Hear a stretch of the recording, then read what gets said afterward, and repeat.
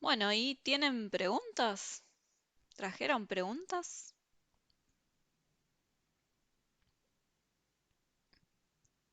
A ver, por ahí me dijeron que sí. ¿Alguien más trajo? Sí, Sí. Cata. ¿Es la única o alguien más A ver. trajo?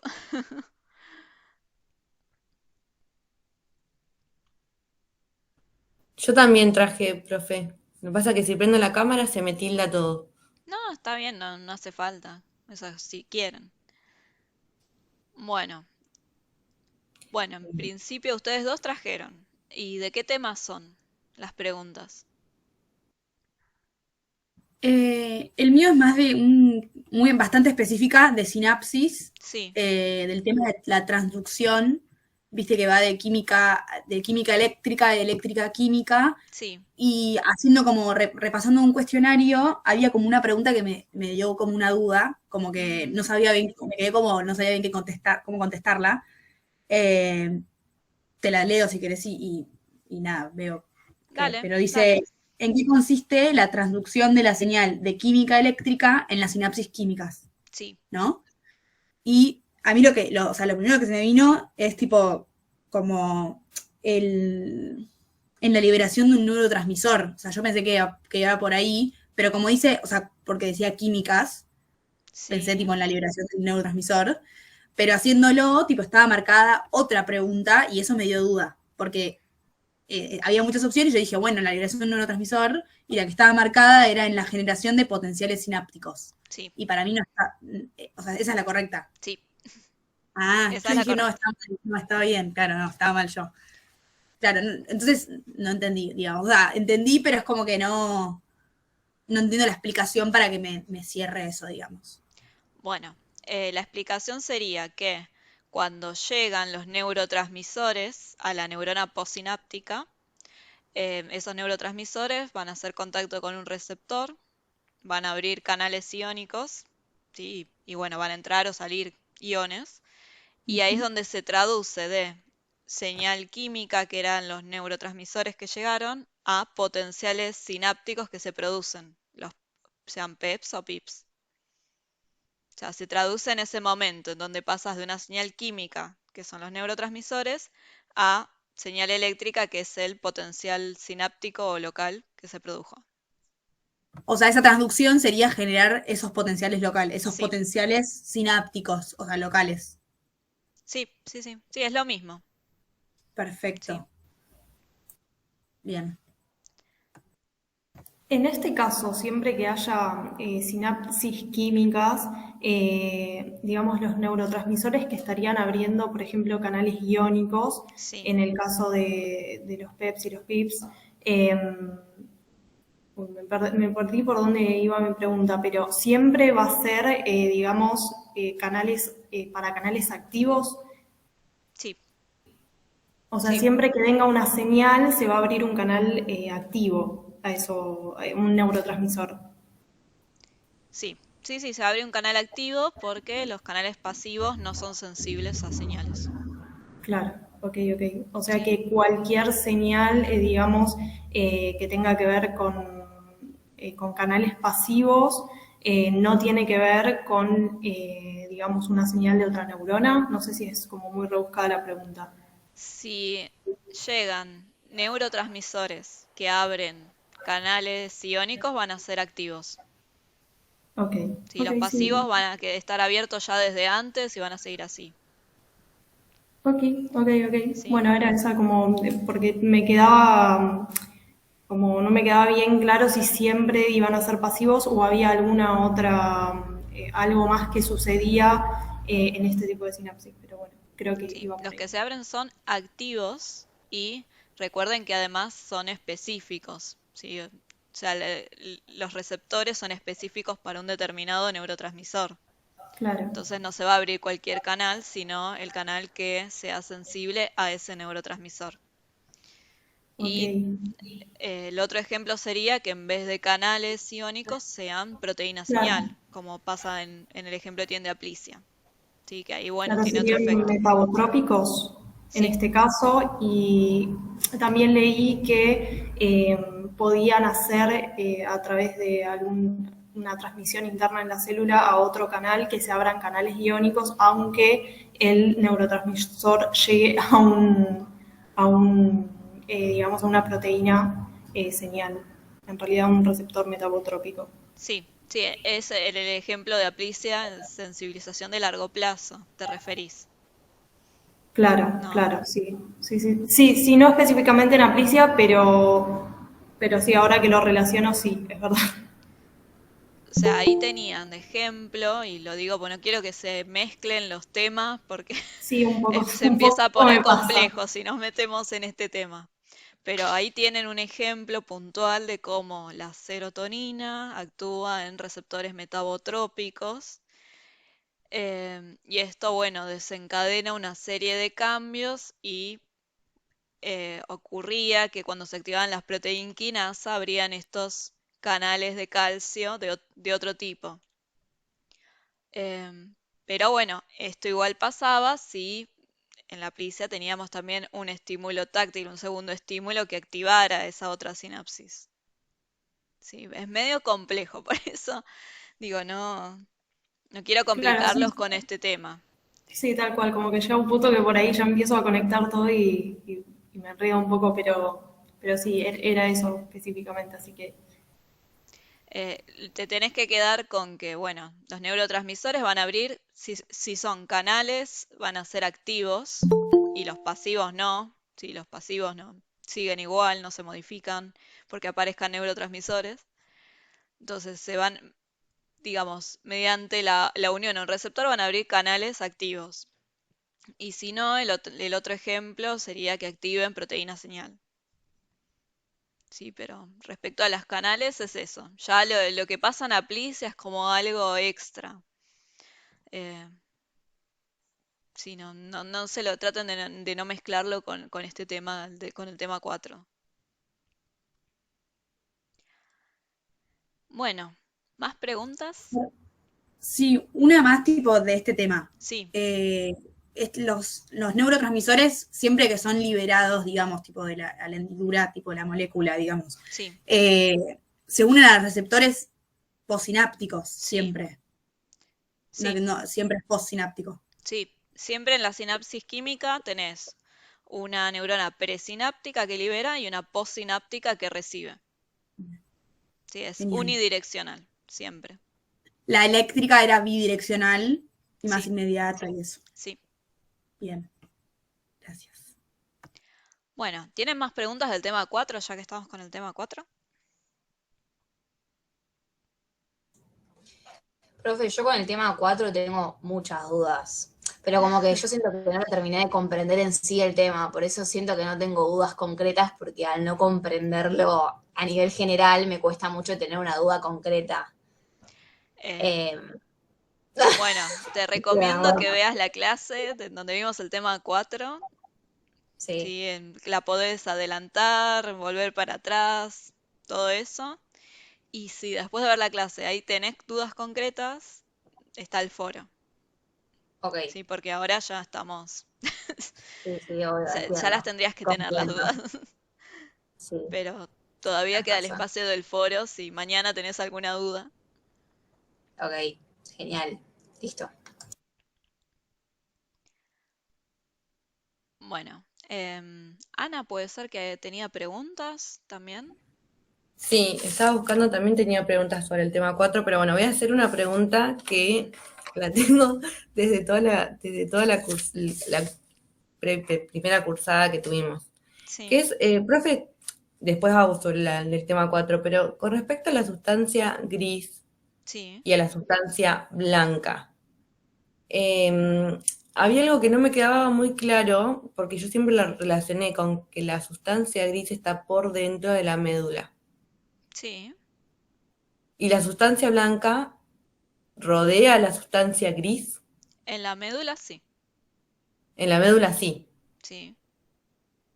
Ok, Sí, después en el cerebro es al revés. Recuerdan que la corteza está por fuera, que es la sustancia gris, claro. y dentro está la sustancia blanca, y La después, bueno, sustancia hay unos blanca. núcleos también grises. Bien, perfecto. Oh, profe, Bueno, y sobre este tema, Las estaciones de relevo Sí. es lo mismo que la sustancia gris. Serían lugares donde hay sustancia gris. Sí, porque tenemos cuerpos de neurona ahí. Pero todo lugar que hay sustancia gris es una estación de relevo. No sé si está bien decir de esta manera. No, no serían sinónimos.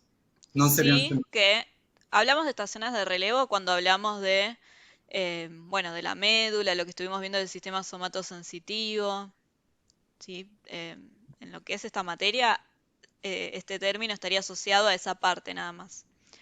Pero además coincide que al haber cuerpos de neurona tenemos sustancia gris. Estas estaciones de relevo estarían en la parte de sustancia gris de la médula que recién estábamos hablando. solo en la médula. Sí. La corteza, por ejemplo, no. No, nos estamos refiriendo a la médula en este tema nada más. Sí, después, a ver, los otros sistemas sensoriales que no los vimos también tendrían sus estaciones, pero bueno, eso no lo vemos. Y están en otros lados, ¿no? Pero a los fines del parcial está relacionado a la médula y a las vías. Y aprovechando, entonces, estas haces de proyección, Sí, a mí no me quedó claro, como yo no consigo visualizar qué es eso. No sé si hay que ver con los axones, con las fibras. sí, tendría que ver con fibras que se proyectan hacia algún lugar, ¿no? ¿Te referís a eso? No sé a qué texto te referís. Si querés lo buscamos y vemos a qué se refiere ahí. Está en el tema 4 también, ¿no? No, en el tema Creo 4 que no. es el tema 3. O 3. Sí, en el tema 3. Si lo podés ubicar, avísame y lo busco, porque yo tengo acá abiertos los archivos. Así la página y lo busco. Y así vemos específicamente a qué se refiere. Profe, también con ese tema, ya que estamos en el tema 3, Sí. y bueno, que también se repite más adelante, pero no me queda claro lo de la diferencia entre mapas, láminas y columnas. Ajá. Me cuesta, ¿viste? Cuando, ya en el sistema, en el tema 5, que se ven más en profundidad, vuelven a hablar sobre las láminas y las columnas, y no me queda claro la diferencia. Tiene que ver con cómo están organizadas las neuronas. Cuando hablas de mapas, te referís a una organización somatotópica que está representando la ubicación de los elementos de la periferia, que pueden ser o receptores o efectores, depende a qué sistema nos referimos. Después, las columnas tiene que ver con neuronas que están ubicadas en forma, como si fuera una columna, que son neuronas que tienen una función parecida. Y la división en láminas tiene que ver con el ingreso y salida de información. O sea, está ordenado de qué manera ingresa y sale la información. Eso es súper resumido, que sería cada una. Ok, gracias. Tengo una pregunta del tema 6, el de Aplicia. Sí, Es también bastante concreta porque me mezcla mucho lo del calcio, cuando entra, cuando sale. Lo mismo me pasa con sinapsis. sí.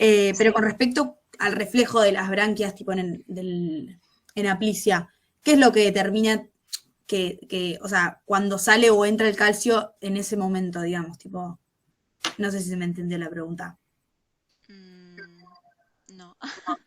O sea, en las terminales, Sí, cuando el calcio entra sí. o sale, es tipo, ¿en qué momento del proceso? Cuando llega el potencial de acción. Esto es igual que lo que habíamos visto en el tema 4. Hacemos Ok. en Aplicia un estímulo táctil suave. Se va a producir un potencial de acción en la neurona sensitiva del sifón. Y cuando llega este potencial de acción al terminal, ahí se van a abrir los canales de calcio. Ok. Eso es cuando, o sea, van a entrar, el canal de calcio se van a abrir y va a entrar a la Al terminal. neurona sensitiva. Sí. a la terminal sináptica. Ujú. Ok. Esa es la entrada, o sea, por eso cuando, si me pregunta ponerle sobre los canales de calcio en las terminales sinápticas, van a estar abiertos en el momento que llega el potencial de acción. Claro, porque se dio un estímulo inocuo, el pincel sería en ese caso. Siempre Perfecto. es de esa manera. Pasa que, bueno, cuando llega este potencial de acción, puede pasar que si hubo habituación se abran menos canales de calcio y por el contrario si hubo sensibilización, porque Se antes le abra más. dimos un estímulo aversivo, que ahí se abran más canales de calcio. Ok, esa es la diferencia entre habituación y sensibilización respecto al calcio, digamos. Que si Sí. hay sensibilización va a haber más canales de calcio Sí, abiertos. sí. Y si hubo habituación se van a abrir menos.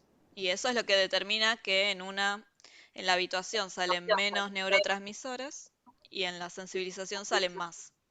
Y después, bueno, eso es lo que tiene un efecto en la neurona motora que recibe. Pero todos los cambios se producen en el botón terminal de la neurona sensitiva del sifón. Perfecto. Y profe, la entrada de calcio se produce en la terminal presináptica. Sí, Ok. de la ¿Y en la postsináptica sinapsis, qué pasa? disculpame, te interrumpo, de la sinapsis del arco reflejo. ¿Sí? Recuerden que en la sensibilización, previo a esto, que sí, cuando se suma el otro circuito, ese botón terminal es postsináptico. O sea, de la sinapsis entre la interneurona y la neurona sensitiva del sifón, ahí la neurona sensitiva del sifón es la postsináptica, pues recibe la serotonina. Sí, pero digamos, lo que sería sinapsis, neurona sensitiva del sifón y neurona motora, siempre la sensitiva es la presináptica.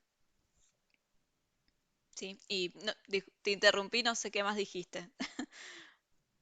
Te pregunté qué pasaba en la postsináptica. O sea, está bien, entra el calcio en la presináptica y qué termina pasando en la postsináptica. Va a recibir el neurotransmisor glutamato. Entonces, si hubo habituación y es posible que la neurona presináptica libere muy pocos neurotransmisores y por ende, bueno, hay que ver si la neurona motora se activa o no, que era lo que pasaba en el animal habituado que ya ni respondía. Si hubo sensibilización, la neurona postsináptica va a recibir más glutamato y se va a activar de manera más fuerte, más exagerada, que es lo que se ve de que, bueno, están aumentados todos los reflejos defensivos. Ok, bárbaro, clarísimo, gracias. De nada.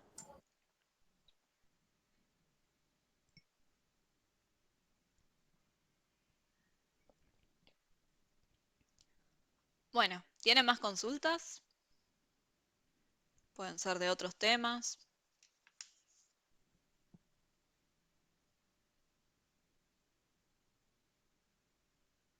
¿Ya no tienen más preguntas?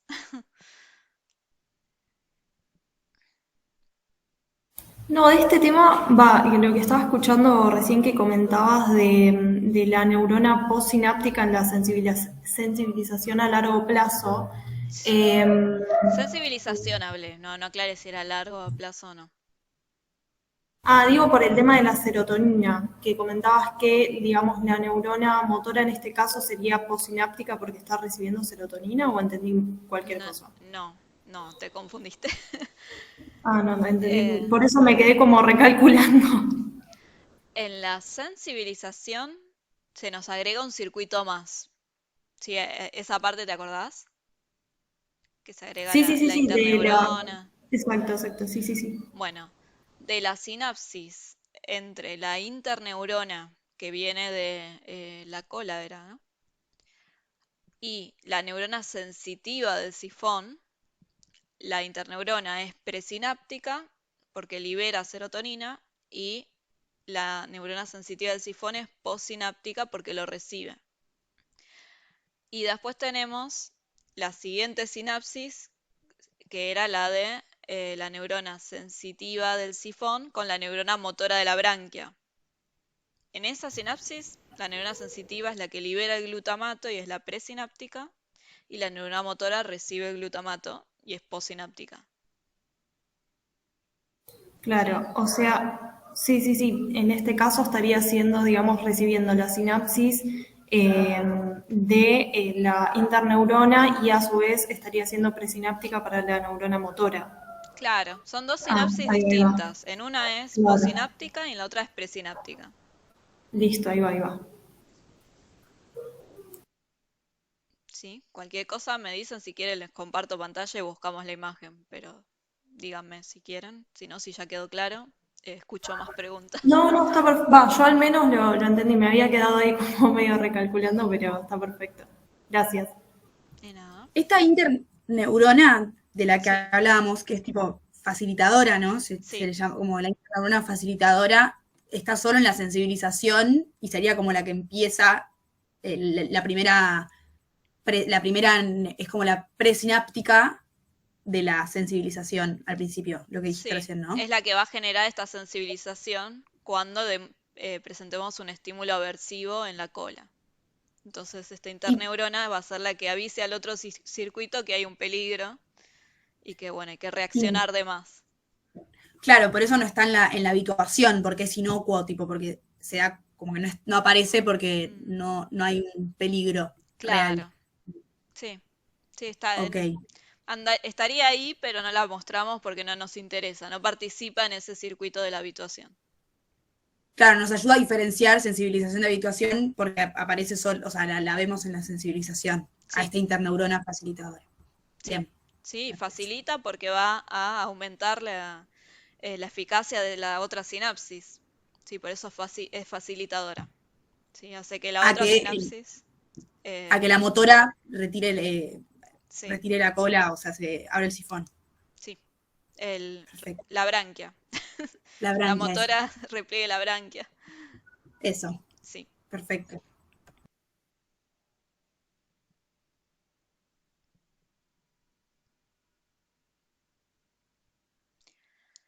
¿No te queda claro el concepto de organización jerárquica?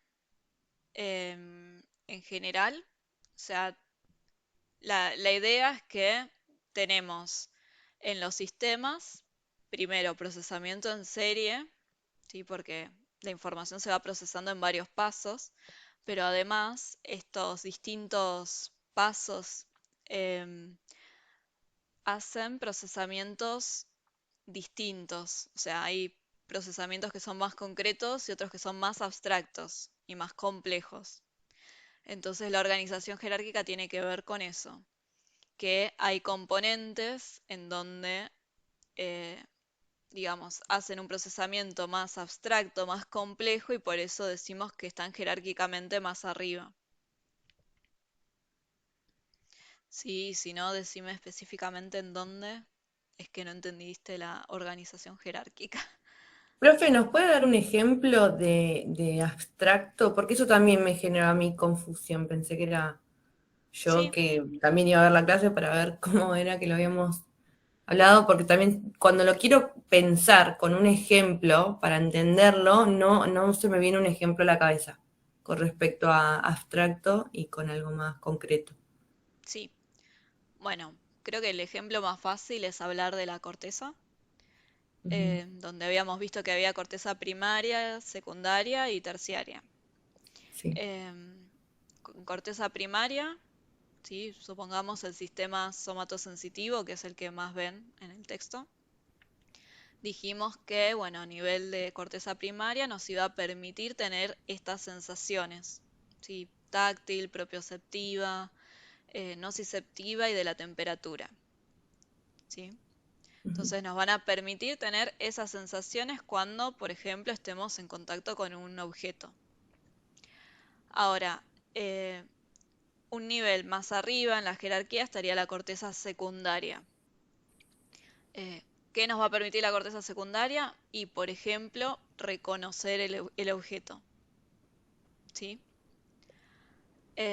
Así, por ejemplo, no sé, acá tengo un vaso. Entonces mi corteza primaria me permitiría, por ejemplo, sentir si está frío porque le puse agua fría. O bueno, sentir cómo es la textura del vidrio.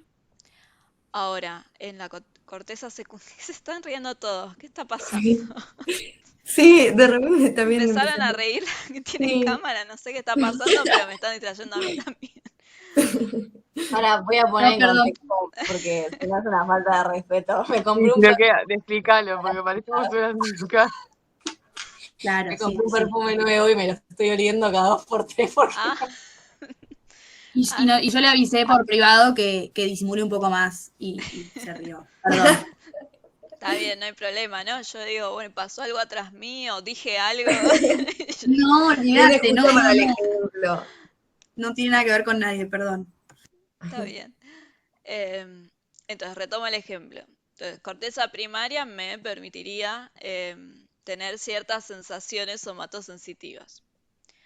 Ahora, la corteza secundaria lo que va a hacer es integrar la información que ya se procesó en la corteza primaria. De hecho, por ejemplo, integra la información táctil con la propioceptiva y me va a permitir reconocer que se trata de un vaso. ¿Sí? Porque, bueno, si se relaciona la información táctil de cómo es la textura, de la temperatura que tiene el vaso, con la información propioceptiva que me informa el tamaño de ese objeto, cómo es que tengo acomodados mis dedos.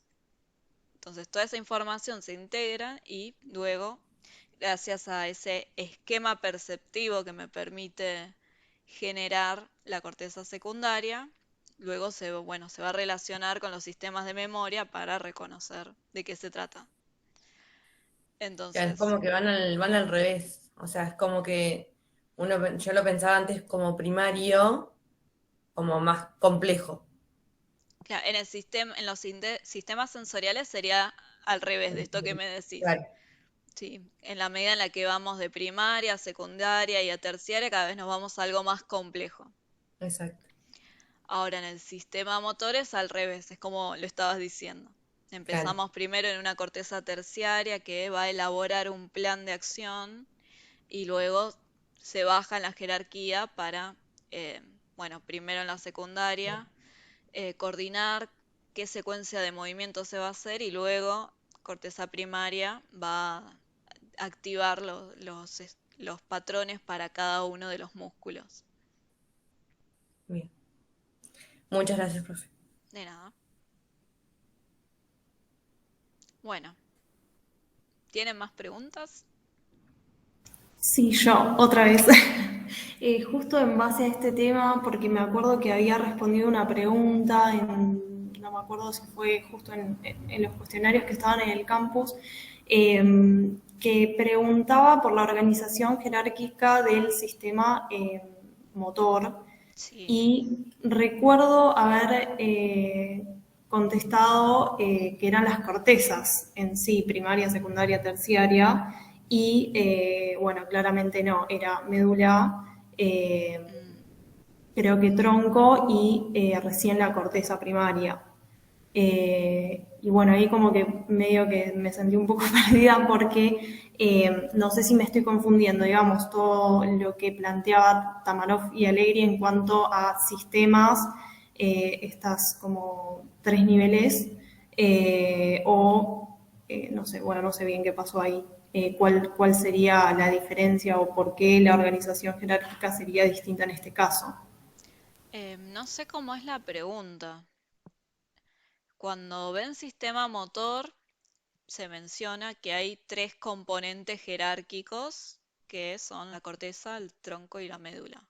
Supongo que apuntaría a eso. Sí, sí, sí, era esa la pregunta, pero justamente yo me había inclinado más por el tema de las cortezas y no sé si es porque nuevamente estoy mezclando temas. Sí. Bueno, tendríamos que primero ver cuál era la pregunta. En el Sí, es modelo esa. de Tamarov y Allegri se refiere a la jerarquía de las cortezas primaria, secundaria y terciaria. Ahora, en el tema del sistema motor, les cuentan que dentro del sistema motor están estos tres componentes que tienen una organización jerárquica y bueno, y después hay otros dos componentes que están en paralelo. Quizás te confundiste los temas. Sí, sí, creo que iba más por ahí, porque La realidad es que sí, estaba como muy segura con el tema de las cortezas y después cuando me puse a pensar, nada, claramente entiendo que va por otro lado. Si querés pensarlo como desde un punto de vista más macro, incluir los dos modelos, tenés en sistema motor entonces la corteza, más abajo el tronco y más abajo la médula, en la jerarquía. Pero además dentro de lo que es la corteza, también hay una jerarquía de si es primaria, secundaria o terciaria. Sí, digo, como por ahí podés juntar los modelos. Claro, sí, sí, sí, sí, ahí voy entendiendo un poquito más. Sí, creo que es justamente eso, como que se me mezclaron los dos sistemas, digamos. Sí, sí, atentos ahí. Después, si tienen alguna pregunta, probablemente la pregunta aclare si se refiere al modelo de Tamaroff y Allegri o se refiere bueno, al texto del sistema motor. Y ahí, bueno, distinguen a qué se está refiriendo. En la corteza terciaria, el ejemplo que estaba dando antes. Y en la corteza terciaria, en este ejemplo, tendríamos lo que sería la corteza parietal posterior o parieto-temporo-occipital, que cualquiera de esos dos nombres es la misma corteza. Y ahí habíamos dicho que se juntaba la información somatosensitiva con la visual, con la auditiva, y también se relacionaba la atención, el lenguaje. En ese caso, a nivel de corteza terciaria, ya, por ejemplo, no tendríamos solo lo que es la información somatosensitiva, sino que también podríamos combinar esa información con la información visual y auditiva, ¿sí? Y así, por ejemplo, no sé, capaz que, no sé, supongamos que en vez del vaso que lo tengo acá enfrente, estoy buscando en mi cartera las llaves. Bueno, las voy a reconocer gracias a mi corteza secundaria somatosensitiva porque sé qué forma tiene, sé reconocerla por el tacto y, bueno, la propiocepción. Pero además, por ejemplo, me podría pasar que moviendo cosas en la cartera, la escucho la llave. Entonces ya ahí eso tiene que ver con una corteza terciaria, porque es información auditiva que la estamos combinando con la información somatosensitiva. Y esa integración es de una corteza terciaria.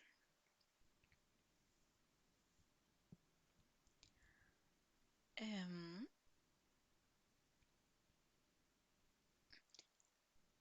sí, está lo de evolución.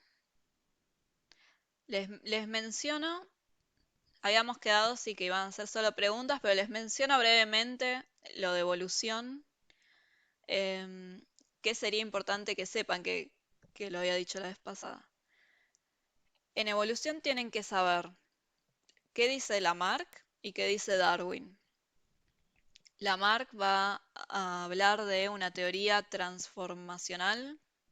Tienen el ejemplo de la jirafa, donde él plantea que em, se modifica un órgano o parte del cuerpo por la experiencia. Por ejemplo, las jirafas estiran su cuello porque solamente hay árboles altos, ¿sí?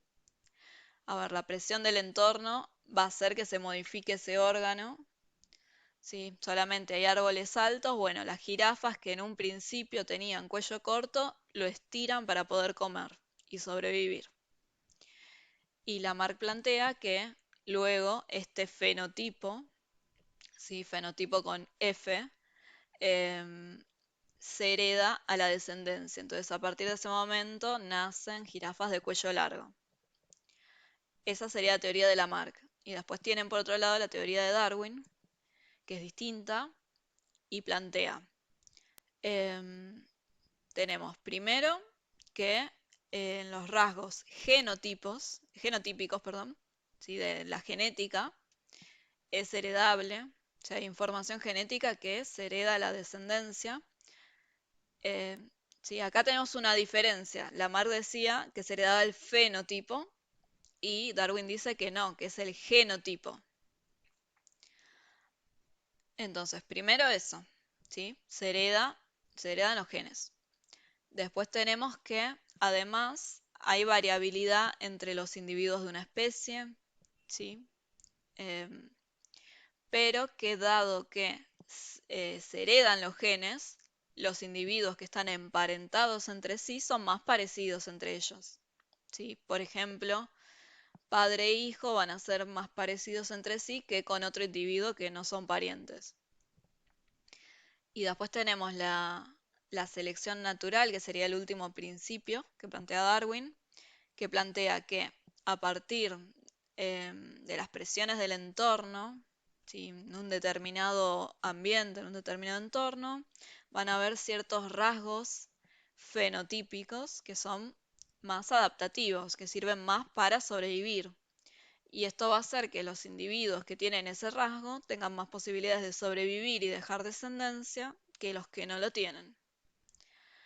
En el ejemplo de la jirafa sería que las jirafas que tenían cuello largo van a sobrevivir más que las que tenían cuello corto, por una cuestión de que ese rasgo favorece la supervivencia.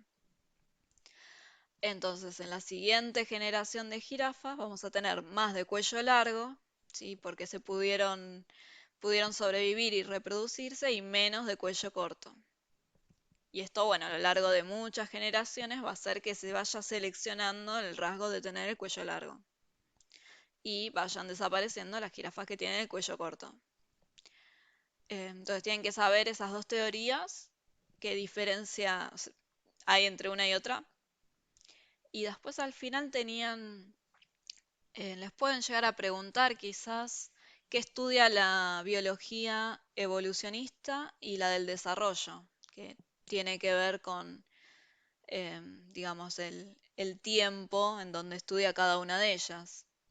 Sí, la del desarrollo va a estudiar la ontogenia, que es el desarrollo de un individuo, y la evolucionista va a estudiar las especies a lo largo de muchísimos años, porque estudia la evolución. Eh, pero bueno, eso lo van a buscar y lo leen bien en el texto que está más desarrollado. Eso era lo que me faltó decirles la otra vez, que bueno, esos son temas que serían importantes. Bueno, díganme, preguntas, dudas.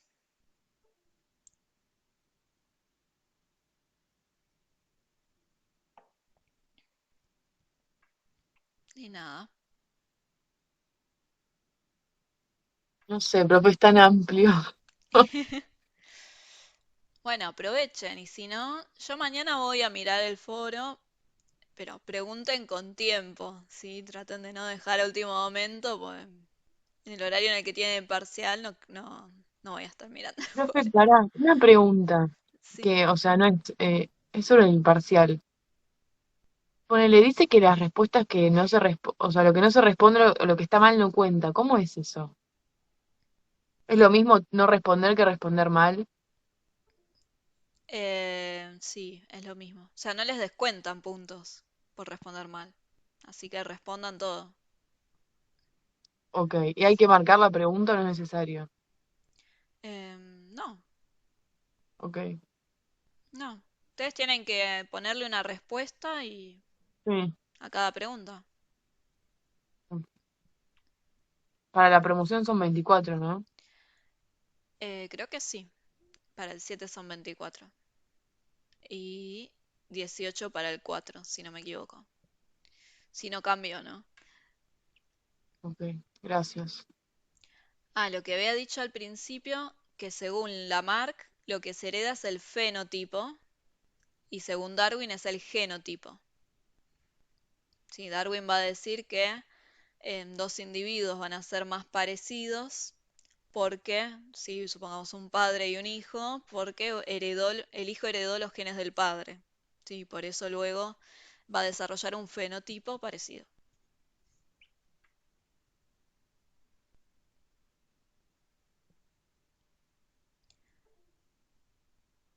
De nada. Bueno, ¿tienen más preguntas?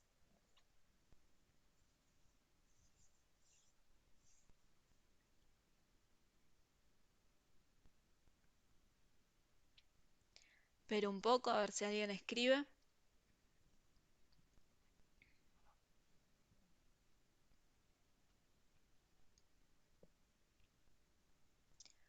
Em, bueno, si no tienen más preguntas, ya vamos a terminar. Profe, yo hago una última pregunta, que es Sí, la tenía sobre una de las preguntas de, capaz que ya la vieron en la clase posterior a la SN, pero yo como justo a esa falté. Había una pregunta que decía, ¿la generación de un potencial inhibitorio postsináptico PIPS se sí, debe a una, y esa me generó dudas, sí. si la hiperpolarización o despolarización? Bueno, es hiperpolarización y es canales de cloro. ¿Sí? Si la apertura de canales de cloro hace que ingrese cloro, el ion cloro, que es negativo, y eso produce una hiperpolarización, ¿sí? Y la neurona se vuelve más negativa que antes. Claro. Em, Ah, claro. yo les mandé por mail la devolución de la SN, que ahí lo explico con más detalle. Y si quieren también, había dado ese ejemplo en la clase del tema 4. Claro, sí, yo tenía, eso lo tenía en mis apuntes, pero no sabía lo de la que había mandado por el video, en el video, la ¿Te llegan escena. los mails? Sí, pero tuve un problema, así que perdí varios mails, pero no importa, se los Ah, pido a los chicos. sí, igual, mira, con que tengas uno ya podés entrar en el canal y en el canal están los videos. Claro. Así que ahí lo Ah, podés buscar. Sí, los últimos son los bien, de este cuatrimestre. sí, Em, muchas gracias, profe. tengan en cuenta eso, sí, y recuérdenle a sus compañeros también. Yo lo mando por mail, pero bueno, por las dudas. Están todos los videos, todas las clases que tuvimos, están los videos ahí en YouTube. Así que buscan. em, por lo general, vamos en orden porque la mayoría de los videos son repasos con el texto. Les comparto el texto y vamos bajando, así que buscan la parte que tienen alguna duda y nada, lo pueden encontrar en esos videos. Eh, y si no, como decía anteriormente, si les queda alguna duda, que miran el video y siguen con la duda, van al foro. Tengo- Profe, repito una cosa que escuché que dijiste y no sé si la escribí bien. ¿Sí? Vos dijiste que, eh, bájame que lo busco donde lo escribí. Acá, vos dijiste que Lamarck dice que se hereda el fenotipo y Darwin el genotipo o al revés. Sí, como lo dijiste recién. Ah, ok, perfecto. O sea, y el fenotipo es los rasgos observables El y el fenotipo, genotipo, sí, y el genotipo es lo que corresponde más a los genes. claro. Ok, genial. Que no siempre se pasa a ser fenotipo, digamos. O Em, sí, no, si son genes que no se expresan, no. claro. Ok, genial. Ay, iba a decir algo. Tienen en esa parte del texto el ejemplo de la jirafa. Así Sí, que estaba si tienen pensando en eso. alguna duda de Lamarck, lean el ejemplo, que me parece que es bastante claro.